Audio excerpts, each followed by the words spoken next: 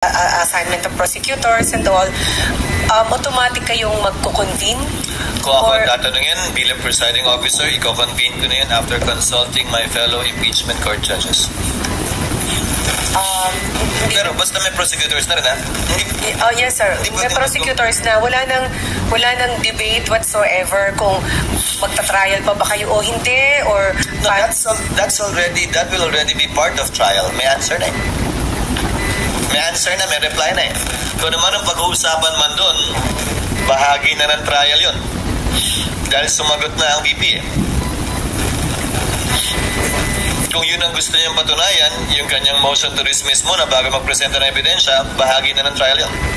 So hindi kasama, sir, sa proseso yung titingnan nyo kung tinatanggap ninyo yung answer sa summons, yung answer ng Vice President? Kasi hindi para sa aming tanggapin o hindi tanggapin yung answer ng Vice President. Sagot niya yun at hindi namin siya pwedeng piliting sumagot ng ganito o ganyan o sa ganitong paraan. Sagot niya yun at tinatanggap namin. So there must be a trial talaga. Walang po ang SP yung possible ulit na pagtayo ng senador para ipa-dismiss kagaya nung ginawa na mag-convene kayo. Yung answer with motion ni Vice President, baka pag-usapan yun. I mean, sir, kung sa senador ulit manggaling yung motion to dismiss. Bahagi na ng trial din yun. Kasi may pending motion, kumbaga may pending motion base sa answer, ha? May pending motion si VP Sara. Pwedeng ipagpaliban ng impeachment court yung pagpasya doon. Pwedeng pagpasyahan din. Or single trial? Trial na nga yun eh. Trial na lahat. Ano bang definition mo ng trial? I mean, sir, sorry. Ang trial ay hindi lamang naman presentasyon ng mga testigo, ha? Ang trial kabilang yung mga pag-debate ng mga motion na gagawin ng magkabilang panig. Sorry, reform ko, SP. So, ibig sabihin, pwedeng pagkukonvene ninyo, pwede pa rin may tumayod para may motion to dismiss na senador, and then didesisyonan ninyo. Wala namang bawal ng motion eh. Yun ang problema ko sa maraming nagsasabi ng kung ano-ano eh. Asan ba yung rule? Asa ba yung provision sa saligang batas o sa rules on impeachment na bawal ang ganito o ganyang klaseng motion? Hindi mo naman pwedeng pigilan eh. Dahil collegial body ang Senado bilang impeachment court, kapag may nag-motion at may nag-object, hindi ba, sa tagal nyo sa Senado, ano bang gagawin? At magbobotohan. I'm sorry? Simple majority lang. Yes, always by simple majority. Hindi lamang required ng simple majority, 2/3 ang kailangan kapag pagbobotohan na to acquit or convict. But SP, yun pong answer po ni VP, pati po yung magiging answer ng PROSEC. Yung reply ng PROSEC, mare-resolve or matatakel po ba siya ng impeachment court kapag ka-trial lang? Or ano po ba yung proseso? Hindi ko maintindihan ito naman. Matatakel po yun during trial only.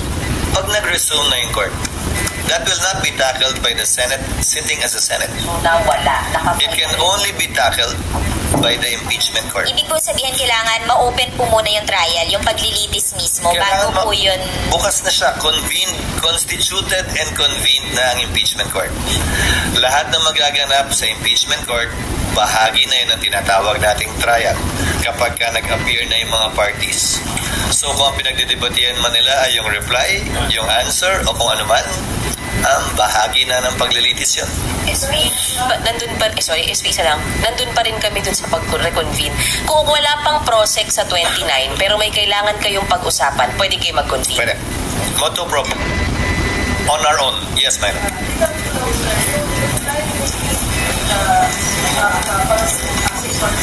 Walang reply si VP. Answer yung binigay ni VP. Answer at Gaudal. Hindi ko pa nababasa. Actually, kayo lang yung nagtanong kanina eh. Hindi ko pa nababasa yung answer dahil ng isang araw pa lamang yun. Kabibigay lang sa akin kanina, mahigit 200 pages kasi kasama yung annex eh. I'm sorry? Kaya hindi ko pa nababasa. Kung meron man, the impeachment court will decide on that when we convene. Again, whether to decide on it or to set it aside, for a later date. Automatic siya, sir, na you have to discuss since may ganong request for dismissal. O kailangan may mag-motion? Someone has to bring it up. Binring up naman as answer eh. So I presume her lawyers will do that. Hindi para sa akin, Milo, na pagsabihan yung lawyer ko nang gagawin nila o hindi. O kung kailan nila gagawin. Nasa kanila yan. Now that the parties are there, now that the impeachment court has acquired jurisdiction over the person of the Vice President, the parties are now there to make their corresponding and respective motions based on the interest of their client or position. Yes.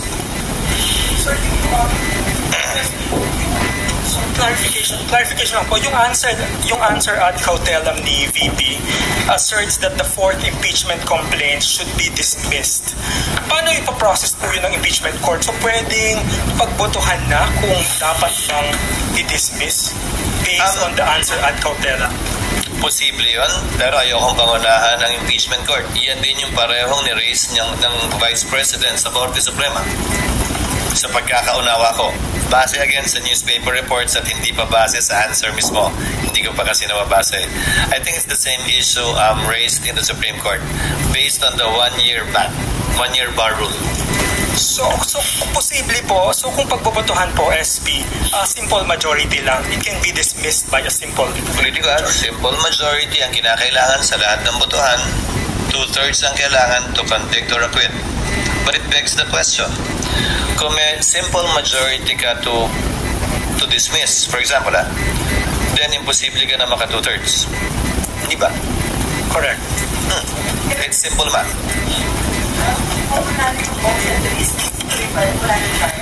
Kung manalo nga yung anumang motion is by simple majority. Kung pagbobotohan man yun, clearly, walang 2/3 if ever. Diba? Math would dictate that outcome.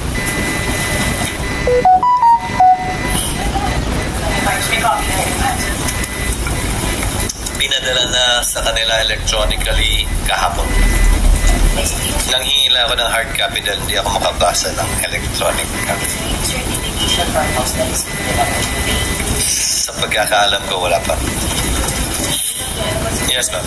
SP, pero pagkat kunwari dumating na po yung reply ng House Prosecutors, nandiyan na muna yun. Sa July na natin i-expect yung pagrolyo na nito. Oo, kasi paano kami nga magka-trial nang wala yung kabilang panig? Alam nga naman mag-attend lang yung mga abogado ng VP Sara.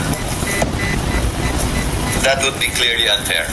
And I've been telling you this from day one dahil nga late final na ng Kamara ito, aabutan talaga ang June 30. I would have wanted to conduct pre-trial but I was informed, as I said, na yung authority ng mga abogado on the prosecution side is only until June 30. We did not foresee that at that time.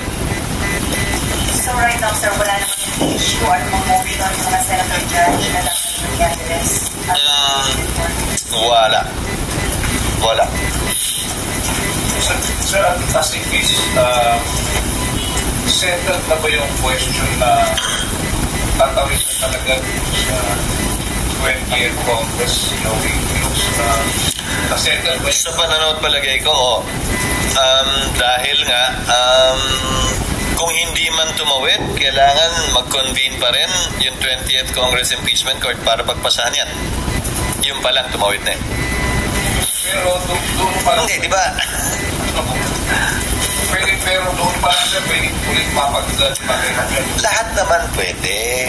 Tandaan nyo na, pakitaan nyo ako ng batas, ng rule na nagsasabing bawal itong motion na to. Wala namang bawal na motion eh. Wala namang bawal na kahilingan eh. Wala namang bawal pag-usapan eh. Wala pa ako nakitang rule na gano'n. Na sa impeachment court bawal pag-usapan to Hindi mo pwedeng sabihin to. Hindi mo pwedeng sabihin yan. Wala namang gano'n eh. Karapatan ni naman na hilingin base sa kanyang paniniwala namang nais niyang hilingin. Kapag yan ay gusto niyang pagbotohan dahil may nag-object, hindi pagbotohan. SP, nasa motion to dismiss pa rin ako.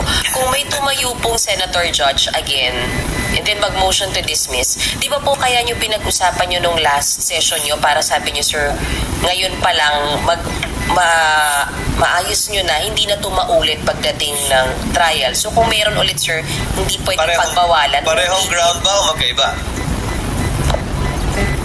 parehas? Ang pinasubmit namin ang nandun naman kayo, di ba? Napanood nyo yung pag-develop ng motion. Hindi ba? Nagsimula sa motion to dismiss, napunta sa remand, napunta sa return without dismissing nor terminating. Hindi ba? Tapos sinabi, hiniling na mag-submit ng compliance na hindi sila lumabag dun sa 1-year ban. Dahil sabi, di ba, sa floor, kung naalala ko ni Senator Win, kailangan natin pakinggan yung camera dyan, mag-submit sila ng ebidensya na hindi sila lumabag. So kailangan mapakinggan sila bago pagbotohan to. So, yun yung kinalabasan ng motion, hindi ba? Hiniling ang camera na ipaliwanag yun. So kung ang tanong mo sa akin ay ano mangyayari, hindi ko alam. Depende kung merong kontento at hindi kontento dun sa compliance ng Kamara. Kung pwede pa rin talagang i-discuss yung motion to dismiss, even if na-discuss rin na siya. Remand yung pinag-uusapan na. Again, remand yung pinag-uusapan, hindi pinag-uusapan yung motion to dismiss. Hindi pinabutuhan yung motion to dismiss, ha? So yung premise mo, hindi pangalawang beses pag-uusapan yun kung sakasakal. Dahil pinagbituhan ay yung return or remand. Sir, SP, meron kasing kayo nagkakaroon din kasi, sir, ng mga apprehension or mga agam-agam na hindi yung actual na trial, yung nakikita natin na paglilitis kagaya sa court. Gigilan sila. Sorry. Yeah. Hindi ko trabaho. Pawiin yun. Nanggigigilan talaga sila dahil yung proseso, ulitin ko. Gaya ng sinabi ko nung nagsimula tayo kanina, lahat ng sinabi ko naman noong Pebrero pa lang pag-file, nagawa lahat yun ng Senado, kaya lang kulang na talaga yung panahon. And then, nagsasabi din kasi like former Justice Carpio, sinasabi na niya na kung hindi magkakaroon ng trial, that would be grave abuse of discretion kung sakaling i-dismiss ng Hindi para sa akin na patulan si Justice Carpio. Hindi ako sangayon sa sinasabi niya. If we're talking precedents, nasan siya ba't hindi siya nagreklamo nung dinismiss ng Senado yung impeachment complaint laban kay Mercy Gutierrez nang hindi kinoconvene ng impeachment court? There is that precedent done by the Senate. Hindi ko sinasabing tama yan, pero ginawa na yun ng Senado noon. Nasaan siya nung nagreklamo? Ba't hindi siya nagreklamo noon? Tulad ng kasing sigasig ng pagreklamo niya ngayon. Baka sitting justice or judge pa siya at that time.